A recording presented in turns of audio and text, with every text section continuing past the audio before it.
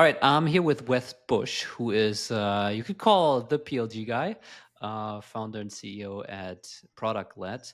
And his company is helping B2B SaaS companies implement a PLG motion. You guys are 8 people doing over 1 million in revenue. And I don't know anyone who knows more about PLG than you. So that's great. But I wanted to have you on the show because obviously you're prolific and good practitioner of what I consider founder-led marketing. You're active on LinkedIn. You're putting out lots of content. I've seen you on the speaking circuit. So thank you for joining here. Yeah, thanks so much for having me. Cool. Any additional details you want people to know about ProductLed? What do you guys do that the audience should know? I mean, yeah, for like product led, we focus a lot on like actually implementing PLG motions for companies. So whether it's helping them build out like a 7 or 8 figure product led motion, self-serve revenue is my jam. Yeah, love it. So B2B, high ticket size, I'm assuming. Would you consider what you do founder-led marketing, or do you would you call it differently? Yeah, I mean, one of our 3 core modes for our business is the founder brand, which is my brand, is the founder. And so, yeah, like founder-led marketing is of that same vibe. I guess it's the Yeah. same thing to me. What are the other two modes? Yeah, so it's our product-led system is one of the other ones. So like we have a systematic way that IP. we just consistently get better and better at how we help our clients. And then the other one is our implementer moat. And so we take some of the best operators who have run PLG at different companies, like taking them from like 6 to 25 mil plus, and we train them up on our system, and then we let them loose with our clients, and they get them crazy results. And so really it's like each of these modes leans into each other as far as how they support our business and how we can help our clients ultimately win. The 3 modes that you have are founder brand / distribution. The second one, your IP, the processes and the systems that you've built. And then the third one's kind of roughly talent, having hired great people and then training them up to be really strong operators. Yeah, like because every client engagement, it involves a implementer that implements the product-led system, helps them grow their business. And so, yeah, implementers are like 50% of our product, the system's the other 50%. So Sure. combined, it's like that's what equates to getting them great results. So I know you're doing a bunch of stuff when it comes to founder-led marketing because you don't just post on LinkedIn. I've seen you speak on stages. I think you have a newsletter. Can you just rattle off the different channels or the different things that you're doing that you would consider founder-led marketing or founder part of your founder brand? Yeah. So this year is the year of simplicity and really taking everything to the like way better level, but not necessarily adding new stuff. So Love we're it. doing a daily LinkedIn post every single day on LinkedIn. And on a weekly cadence, I write a newsletter. So that's like a full in-depth deep dive on a particular topic of PLG. And a lot of those deep dives have to be something that's quick and actionable. Because let me tell you, it's so awesome when you get on a call with a potential client and they're like, I had this happen last week. They're like, listen, we read the book and we took our activation rate from like 7% to 43%. And we Wow. had our biggest month ever. So like we basically paid for the program for the full year as a result of leading with value. So that's the second thing. And then the third thing is just a monthly webinar. And I do the monthly webinar to build trust, once again, to go through like actionable takeaways for people. But all of those things are one to many. So I'm maximizing the amount of trust, goodwill I'm building across all of these channels. And I'm really showing up where they're present, whether it's their email, their LinkedIn, and just being in person on a webinar. Okay, so daily LinkedIn post, weekly newsletter, monthly webinar. And you do more because I think you wrote 2 books now, right? Yeah, Two I did. books. You do And the speaking. books, I saw you at SaaS Open. yes. I'm actually scaling down a bit of the speaking like this Okay. year. Main reason why is because like last year I think it was like 7 or 8 events. And, sometimes you go to an event and you're like, hey, this is like a good room, 1,000+ people. It seems like that's amazing, right?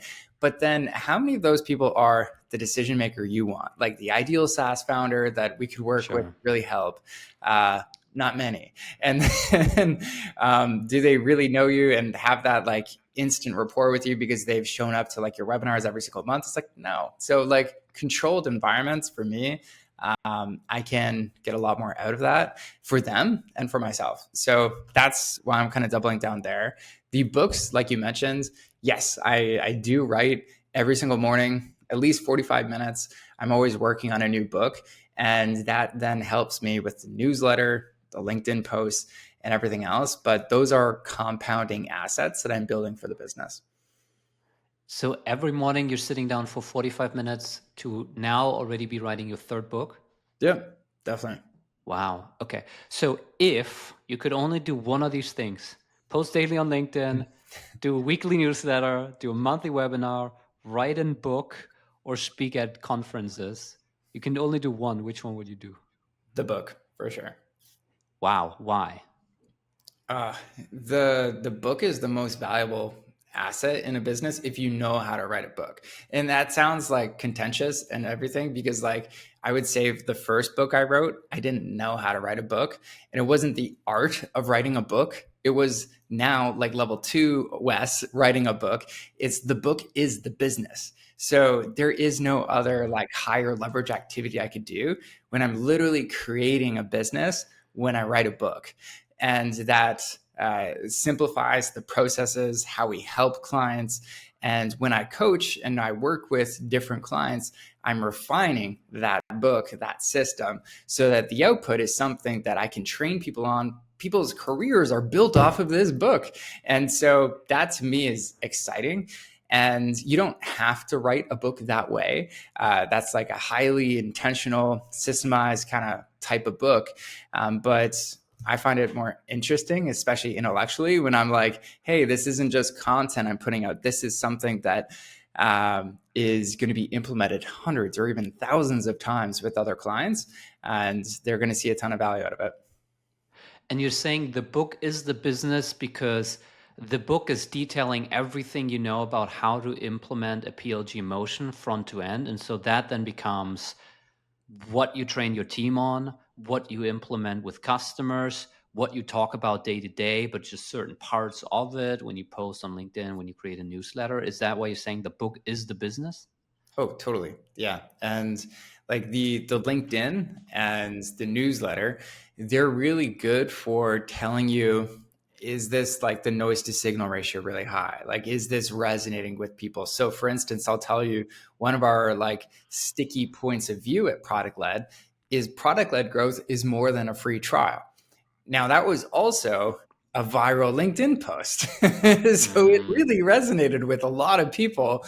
And I was like, oh, okay, I'm onto something here whenever I say that. So let's put that in our marketing copy. Let's put that more in the book, the very beginning, where we're talking about our sticky point of view. And so they're all complementary when you use them together. But you can learn a lot more if you have like LinkedIn, for instance, as it's just instantaneous gratification.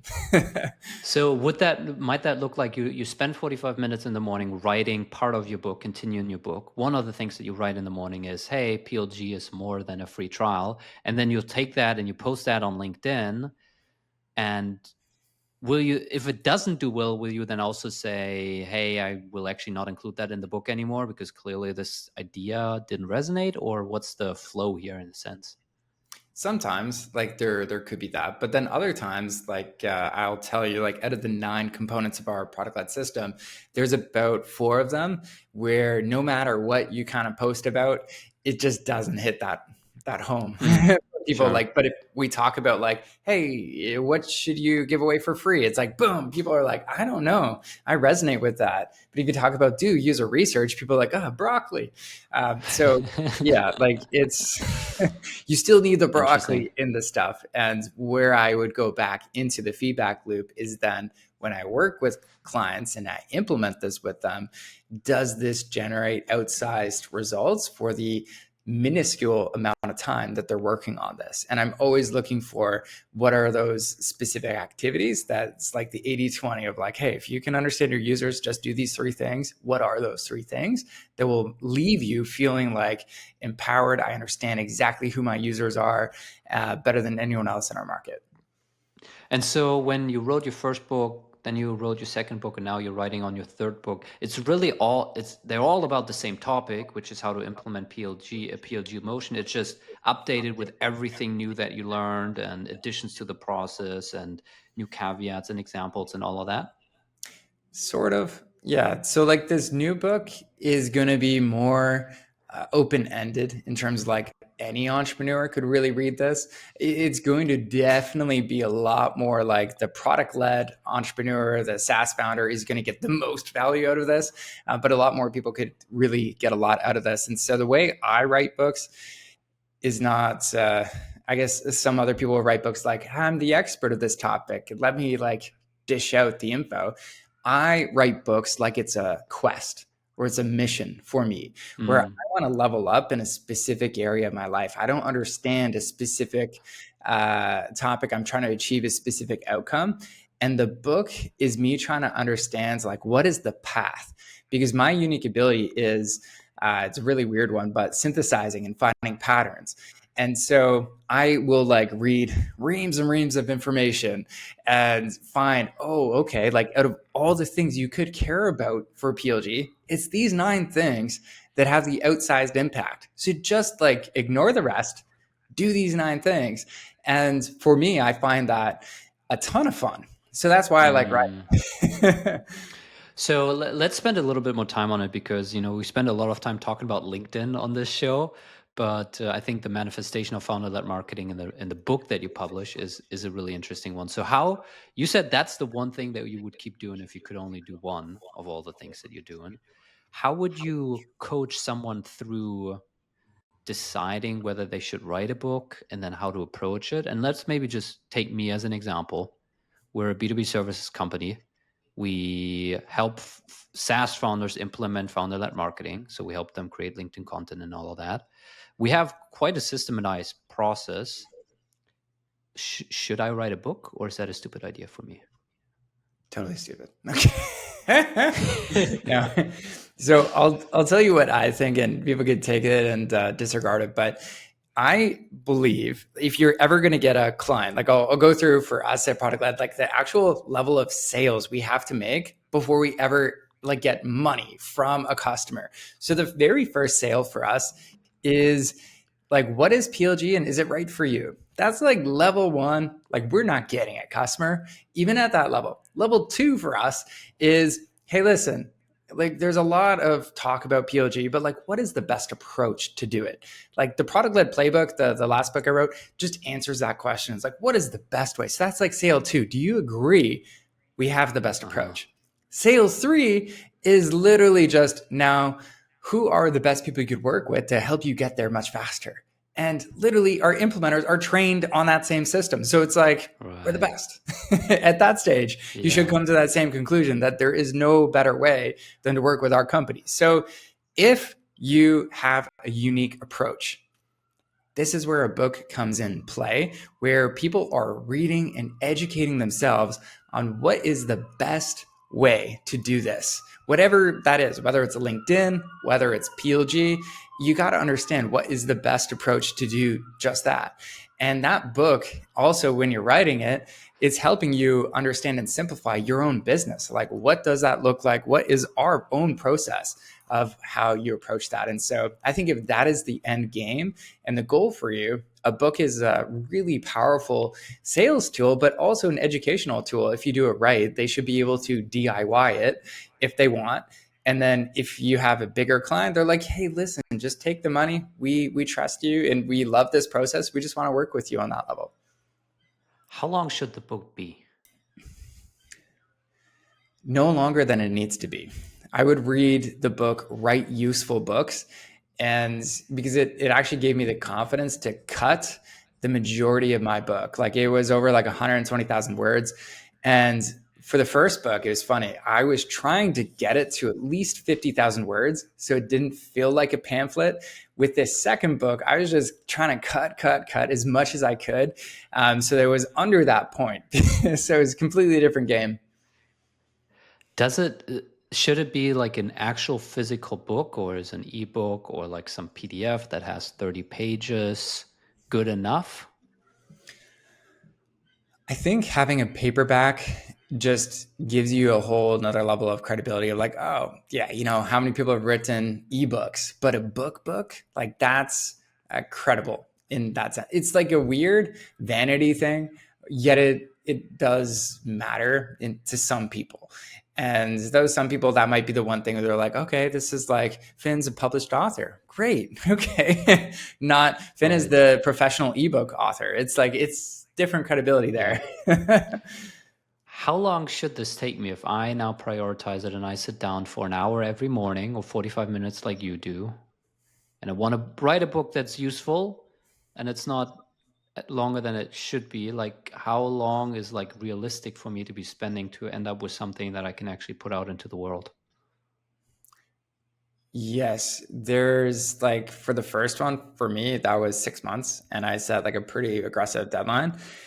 The first book is really just trying to see like what is your thoughts and your take on a specific topic. Do you have enough like gunpowder and insights to kind of write a book? And most people, surprisingly, they do. They might not think they do initially, but there's so much that even if you're just one step ahead of the person reading it, they're going to say, wow, that's insanely valuable. And that's actually why I believe my PLG book did pretty well. It was because I wasn't this like expert coming down from like the mountains with the 10 commandments of PLG for everybody. It was like realistically, hey, I'm one step ahead of you. Here's what it is. Here's how to think about it. So yeah, 6 months would be realistic to get a good draft. And then for my second one, to give you like just idea, like that was 2 years, but that was Wow. doing the business in unison. So it just takes a lot more effort when you're building the business in tandem with the book. So Okay. And then I think a lot of people listening to this will say, okay, this kind of makes sense for a services company or a consulting company.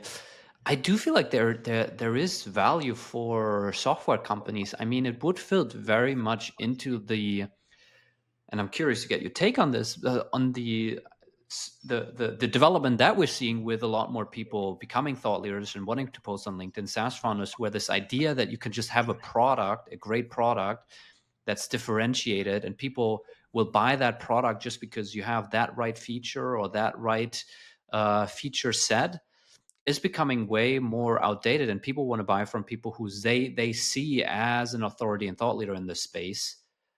And so do you think having a SaaS founder create yeah, something like this would be valuable?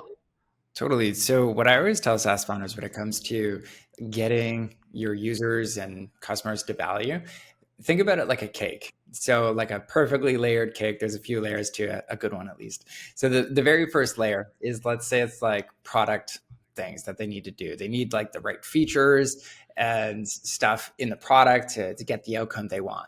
Now, there's also skills. There's some skills that they need to learn that they don't quite have yet that they need to gain and unlock.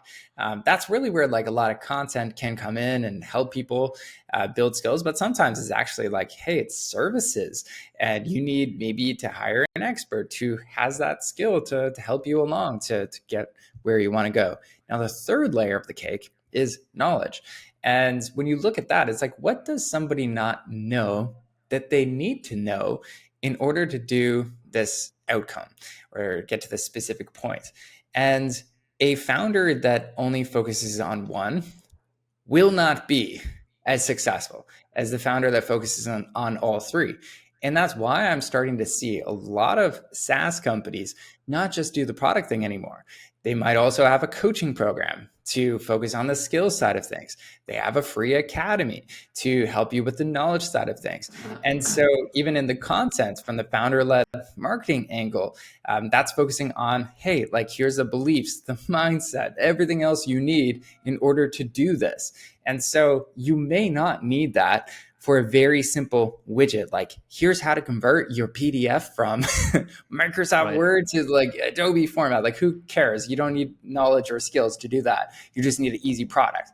But in other complex cases, like, hey, here's how to do product adoption or user onboarding really well, there's actual skills there that you need to develop. And if you just give them the product, they're not going to be that successful because they're just using your tool in a way that's really dumb. So we need Yeah. to make sure that the users are, we're leveling up their knowledge and their skills so they can get to that outcome and be successful.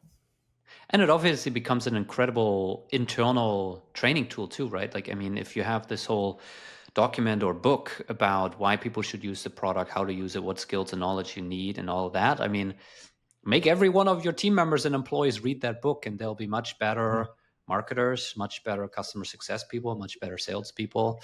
Um, I would almost see. I mean, I think it fits into one of the layers that you mentioned, but maybe slightly distinct from those three layers that you mentioned is philosophy. And I see this a lot. We just started working with a SaaS company, and they're building a product that doesn't really have a category, right? It's really a new approach to doing something without going into detail, right? They're not building yet another CRM or yet another like outbound automation tool. And so it's really difficult for them to explain what they do.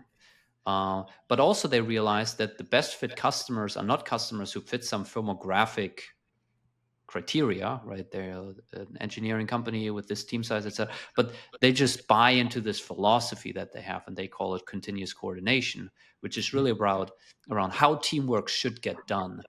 And only if someone buys into that, yes, this is the better way to approach teamwork, then their solution is the best solution because it's the only one that allows you to do it in that way.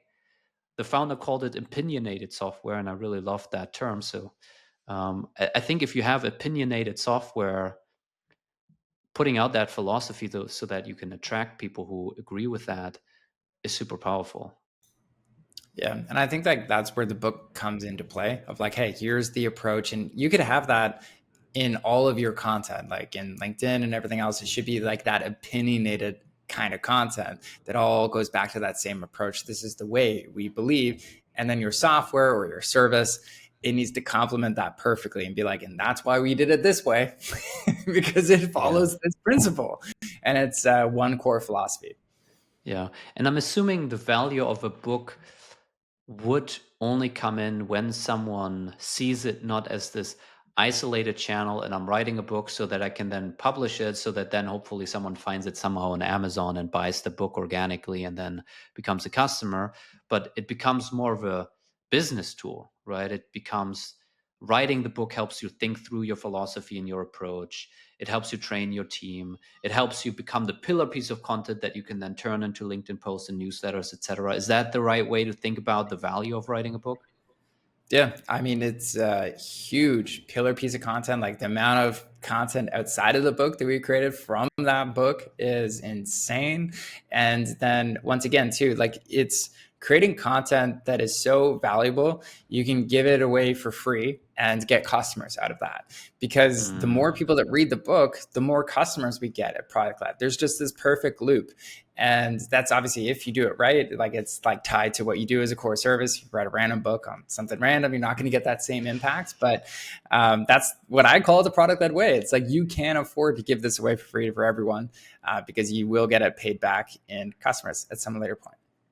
It's almost like a classic sales letter, but just extended into a book length. Um, yeah, I I'm think the curious. You said, difference though, like a yeah. sales letter is very much so on like convincing and persuading. Whereas a Mm. book, if you do it like the DIY version of like, hey, here's how you could do it yourself, many people are going to go through it, like buy into the approach. And then they're going to be like, hey, Finn, I heard you did this. I just want you Exactly. to hire you to do this because this is a whole lot of work to do it right. And you're like, yeah, I know. And we have the team for to help you on that. I love it. You said out of the five things, the book is number one. I'm curious, what's number two? If you could only keep two things, the book and something else, what is it? You're not going to like this one because it's not LinkedIn, but it would be the newsletter. And the No, I reason love it. being I don't, is yeah. because I just, at the end of the day, although I love LinkedIn and I feel like I can learn so much in LinkedIn, like 10x what I could in the newsletter from like comments and what resonates, what doesn't. The newsletter you just own. Like I make the majority of our revenue comes from email. And so as long as I can get people to my email, That's fantastic. But the LinkedIn, the thing there is like it's perception. But like somebody could have 10,000 followers on LinkedIn, post every day, but they could be like an 8-figure entrepreneur if they have a really good email newsletter. Whereas it's not always the same. Like you can't really have 1 million followers. And I don't see that as often as like, what's your newsletter at or your email list? So I love it, by the way. So what have you learned around what it takes to write a great newsletter that drives revenue? Yeah. So like they have to be wanting to open this thing every week because every time it's like they're making that decision. Should I invest time in this or not? So it has to be worthwhile for that part. That's the ongoing nurturing effect. The other thing is try and see how you can intertwine. Like I just focus on these 3 things: LinkedIn, newsletter, and the events. So if I'm talking about what the event's about, I'm inviting them to the event. If I mention something specific, like a tactic I did a deep dive on that I mentioned in the newsletter, it's linking to my LinkedIn. So you're building this audience in different ways, whether it's cross-platform or you're deepening the relationship by inviting them to your events where you can then meet them, see them in the comments, answer the questions, and actually support them one-on-one, but in a live setting. So that's the way I found works best for building that trust. And then at the bottom of every newsletter, it's just like a PS. Hey, here's 3 ways I can help you. And you could read the book. You could join our training. You could, work with one of our implementers and we could implement PLG for you. And so it's always very clear how you could work with us. But the big thing that makes it successful is you have to deliver that value first, and then people will want to engage with you. So you're working with a ghostwriter for LinkedIn, I know, and I wanted to chat about this because lots of people, out there on LinkedIn say that you should never do that, and that's a bad idea. Obviously, we disagree because we also help customers write content. But I'm curious, one, why you decided for it? Is the newsletter? Do you work with the same ghostwriter on the newsletter? Is the newsletter you fully writing? Like how do you approach the newsletter here? Yep. So right now we're in like this trial phase of like Yeah. having my ghostwriter like help out with the newsletter. But I think one thing actually, when we were chatting earlier, like this was about, I don't know, 6 months ago when we first Yeah, started yeah, chatting something or like something that. like that, you Yeah. had mentioned something really underrated and it's stuck with me ever since, which was just that like if you're the thought leader, the thought needs to come from you. Like that part you can't reproduce with a ghostwriter. And so like the way I look at my content process is like there's content ideation. Like that's the first piece. Like if it's a crappy idea, it doesn't Yeah. matter if you create like good stuff around it, it's just not going to hit that home for many people. Step 2 is like content creation. So this is actually where I spend the majority of my time in like creating the LinkedIn posts, creating the newsletters. And so what that will look like is I'll create the outline. I'll create like the initial thoughts. I'm not going through like spacing everything, like setting you up for success in LinkedIn. I'm not doing any of that. But what I am spending most of my time in is just the creation. Like, what are the unique ideas? What is the thoughts that really get me excited? And it's one of the things I've had to train myself to get better at is whenever I have an idea where I'm like, oh, that's a juicy one. Like I have to write it down right away. And if I don't have a call coming up, like I got to like write it out when it hits home. But just being more receptive because like I think everybody has like these ideas that come and go. And it's like biggest lost opportunity there. So just catch them when you're feeling inspired. And then the next part is content editing. So that's really where the ghostwriter comes in, takes what I have. If they have questions about specific things, they'll ask, but they basically take that kind of rough outline and they make it something that looks really great. Like we have a template where it's like, hey, it's got to have a good hook. It's got to have a great close. Every sentence needs to answer kind of like, why should anybody care about this?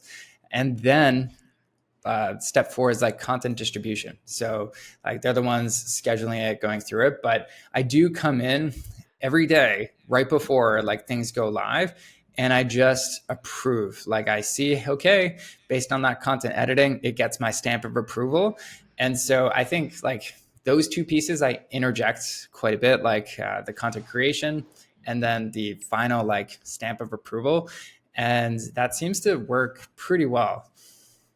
I love it. So you're heavily involved, is what you're saying, and the thoughts, the ideas, they come from you, and then you're getting someone to help with the formatting and fleshing it out a little bit and making sure that it's LinkedIn optimized and all of that. On that process, like, is it just on demand? So like you might have 2 ideas today, and then no idea tomorrow, and then 3 the next day, and you'll just write the drafts and you send them over when you have them, or do you have some kind of weekly cadence? For that, and then also for the ghostwriter, when he has follow-up questions, does that happen on Slack? Do you happen hop on a call for that? Like, tell me more about the kind of handoff and cadence here. Yeah. So surprisingly, it's like 100% async. So there's no calls, which maybe that was why it took a little longer for like to understand like our the way I talk and stuff like that too. But we learned over time, and I think that's the one thing when you are going to hire a ghostwriter is don't expect it to like hit the ground running right away, talking just like you do. Like there's a little bit of like a buy-in phase where you got to train them on how to talk like you and represent you the way you want to be represented. And so there was that. And then, yeah, for the content backlog, we have like a ton of ideas. So there's never like a shortage of ideas like we should go through. But one thing I will say that's actually really helpful is having the ghostwriter, like they have access to my like grain.com, which is like I record all my calls. So everything's recorded. They can go through sales calls. They can go through webinars. And like, even for instance, with that monthly webinar, now that we've done it 2 times, he comes up with about at each webinar, probably like 5 to 8 posts. And most of them that's great. Like, for instance, one of the ones that got the most views wasn't one that I even wrote. It was just, hey, here's what Nathan Laka had to say about this one company that was at the webinar. And it just took off. And so it's just based on the content. And I think that feels like you're getting a lot more leverage on your time, where it's like, okay, the ghostwriter is just like paying attention, seeing what resonates. And then over time, they're like, okay, I think this will just hit home. Let's try it out. I'm like, yep, let's do it. Like there was like one word I changed. That's it. How often does the 45 minutes writing on the book turn into a LinkedIn post?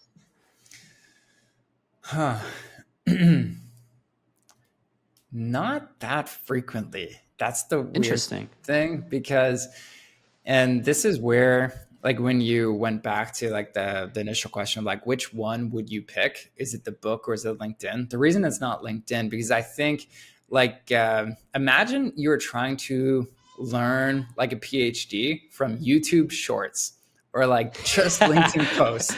Oh God, yes. Like, what are the odds you're going to get that PhD of like going deep? And there's 0. it's really, really hard. It's like negative. Probably negative. You'd be like, oh, I really know how to make hooks. Maybe if it's a PhD in making hooks, you'd be like, fantastic. But other than that, it wouldn't. So, and when writing a book, you're just so deep into something, and there's different stages too. Like right now, as I'm writing the new book, it's got a similar model. Like there's going to be 9 components and everything else too. But I'm like, I only know like 6 of them right now. So I'm just exploring like, what are the other 3 that are really, really important. And so sometimes it's information discovery. Other times it's just writing a bunch of stuff till you realize like, okay, I don't know what I'm talking about. Let's go back to research. And then you go there. So yeah, it's not a perfect translation over, but I did give that book to the ghostwriter and like, hey, like let's create posts from this. And that has been very helpful as well. What have you learned around what drives business for you? Because, a lot of people create a lot of content, and a lot of people are pretty good at creating content that gets engagement and likes and views and comments and all of that. But it's another story to get a B2B senior decision maker, whether a founder or CEO, to come to you and your company and say, hey, I want to pay you a bunch of money for you to help me. Have you seen any patterns around, like, maybe you see a perfect correlation that the better the post does and the more likes and views you get, the more inbound and business you get? And maybe you've not seen a perfect correlation, but what have you seen actually drives business outcomes for you? Yeah. And it's the soft stuff. It's never usually like the hard numbers. And an example, like when I go to a conference, people know so much about me. They know I like usually spend January to March in Mexico. Like they check in on that. They're like, oh, you wrote about Florianopolis. You went there in Brazil in your book. And I was like, oh yeah, the traffic's terrible there, isn't it? So it's like they know so much. And I don't know much about them, but they have so much trust in me. And when it comes time to like, oh, I could genuinely help you, they don't take that as Wes is trying to sell me. He's like, no, I get where he's coming from. He's all about value first. He's really trying to help me. And it's not this like weird salesy combo, like just sign here on the dotted line, okay? So that part's been great. And then when we get new people that are like interested in working with us, one of the first things I do as well is I add them on LinkedIn. And why do I do that? Well, it's not this slimy thing. It's like, hey, I post valuable content every day on LinkedIn. If you're a part of this and you check LinkedIn, you're going to see me show up quite a bit. And even if you engage once, you're going to see me again and again. And that is going to be the best nurture I could ever do, because there's email nurture and then there's real-time nurture, which is LinkedIn. And that's where I think most people like don't associate the value, because you can't track it. Like when you see the number of impressions, unless they like it and stuff like that too. But most people don't like or engage or comment, especially your like prospects too. So that's where I see a ton of the value, and it just ends up in deals that come to us where it's, no brainer, like sign on the dotted line. There's no selling. It's just, hey, I want to work with you. Right. So you're saying the transparent sharing is what builds a ton of trust and rapport with you, even though you don't know people, but they know Yeah. you. And so it becomes very easy to say, hey, I can help you. And then because there's already so much trust and rapport, closing the deal becomes easy. Yeah, definitely.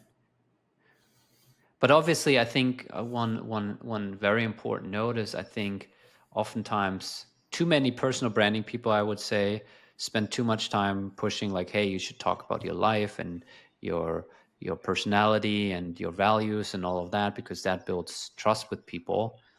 But it only works because you also put out a ton of frameworks to showcase that you're also the expert. Because if Yeah. people would only know you as the guy who spends January through March in Mexico, Yeah. unless they actually see you as a real authority when it comes to PLG, it doesn't matter that they like you and trust you and feel like you're a cool person and know lots of stuff about you. Yeah. And one thing I learned from, I think it was Dan Martell and Ryan Deiss, is they both use the same thing. It's called like the character diamonds. And there's like, if you think of a diamond, there's like 4 corners to it. So like the top part has to be, what are you known for? Like, what is that one thing? So for me, everybody says PLG. That's what I'm known for. Now, there's like on the far end side of that, there's like your kryptonite. Like, what are the things that like really you struggle with? And you should have that vulnerability and be able to share that, because nobody is like trustworthy if you're like, I'm Superman, there's no problems here. And so like that's What's why I your share like kryptonite? kryptonite is like it's from. No, I know the word, but what's your kryptonite? Oh yeah, like mine's usually like I really struggle with delegating, since I actually enjoy a lot of my work, and so I will often like work too much and stuff like that. So I always have to kind of go back to that. But I mentioned on like That some sounds a posts. little bit too much like like the bullshit answer people give you in like a job interview. They're like, "Oh man, I'm a perfectionist. Yeah, I just pay too much attention to my work." too It's much like, in detail. I do too good of a job. yeah. Sometimes like my coworkers hate me because I'm just so good at my job that they get jealous. Yeah. So I got to work on that kryptonite part, make it more or less bullshit proof. And then there's like, what are the like quirks about you. Like that's another thing where it's like, oh, I love travel. I love these specific things. Like that should not be like the full thing. But each of these pieces of the character diamond, really, it gives you a full picture of the person. Whereas like there's some other people in the growth space where they just share memes and it's like, great, you got like a ton of engagement, but I don't know anything about you. And like, other than you're kind of funny, like, that's about it. And yeah, I was trying to figure that out. You caught me. I'll find that, but yeah, I'll be a minute. Let's see. No worries. I want to wait because I'm curious. I actually want to know what it is. That's a great framework. Yeah, come in pretty handy. So like as part of the content process, one of the things I didn't mention, this is like ground zero. It's like the content like developments, kind of like what is your lens on things, your sticky point of view. Let's see. Look at right now, Dan Martell not finding anything with diamond.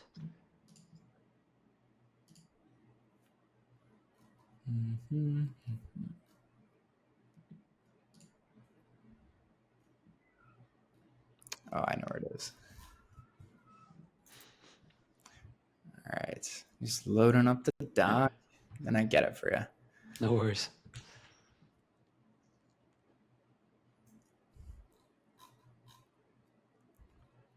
Okay, so at the very top, it's what you're known for. Right side is your quirks. So like I love free stuff. Your passions is on the left side. That's like, for me, it used to be pickleball. Now it's more Ironman training and then travel. And then below, it's like your kryptonite, flaws, pain, story. It's all kind of one at the bottom. Okay, very cool. All right, last question. Why add the webinar? You're already doing so much stuff. You're writing another book. You're doing a weekly newsletter. You're posting daily on LinkedIn. Why add a monthly newsletter to it? Yeah, it's not quite physical, but there is something else you gain whenever you see somebody's body language, you see how they communicate. And there's a whole nother, I would say like a level of trust there, where if people see that, then they're like, oh, okay, Wes isn't crazy. Fantastic. Or maybe he is very crazy. He's overly eccentric. I can't handle this guy. So that's a really important piece of that. And it's also for, like, we have this training program where it's just like this. It's just a little less fast paced. So for us, it's a little like, hey, this is like a free trial of that every month. Our students, they have this every week. You could join as well. So that's part of the reason there too. Love it. Okay. Well, Wes, thank you so much for all the insights. I'm going to be pondering now whether I'm going to be writing a book. Do it. Super insightful. I love that we explored a bunch of new facets that we rarely touch on the show because it's often very much focused on the LinkedIn stuff. Obviously, if people don't know you yet, we'll link up both your LinkedIn and ProductLed, your company, in the show notes, so people can definitely check you out there and follow, subscribe to the newsletter and all the good stuff. Any last thoughts? Anything you wish I asked you that I didn't? I think we covered a lot of things. I think the benefit, maybe just to add a little cherry on the top of this, is whenever you're writing, whether it's on LinkedIn, newsletter, and stuff like that, the biggest benefit, I believe, of building this founder-led marketing, founder brand, is you're going to get so much more clarity of ideas by just writing things out. So if it's nothing else than just the habit of just doing that, it's worth it. Love it. Very good. All right.